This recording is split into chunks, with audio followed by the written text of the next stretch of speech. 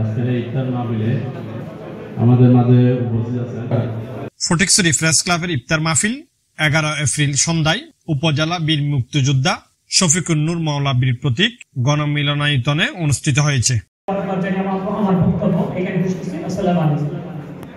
Press club সভাপতি সৈয়দ মাসুদের সভাপতিত্বে সাধারণ সম্পাদক আবু আগলাক্স জিনুকের সঞ্চালনায় এতে বক্তব্য রাখেন সাবেক বিচারপতি ফয়সাল মাহমুদ ফয়জি, চট্টগ্রাম উত্তর জেলা বিএনপির যুগ্ম আহ্বায়ক সরোয়ার আলমগীর, উপজেলা নির্বাহী অফিসার মোহাম্মদ মোজাম্মেল হক চৌধুরী, উপজেলা জামায়াতের আমির নাজিমউদ্দিন ইমু, উপজেলা বিএনপির সদস্য সচিব জহির আজম চৌধুরী, ফটিকছড়ি থানার ওসি নূর আহমেদ, নাজিরাট হাই ও থানার ওসি শাহাবুদ্দিন, অধ্যাপক জাহাঙ্গীর, শহীদুল আজম, হাবিব বুইয়া, মোহাম্মদ একরামুল্লাহ সহ বিভিন্ন রাজনৈতিক দলের ব্যক্তিবর্গ।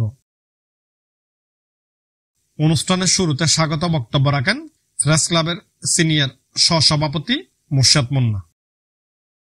পরে মোনাজাত পরিচালনা করেন মাওলানা কাউসার শিকদার।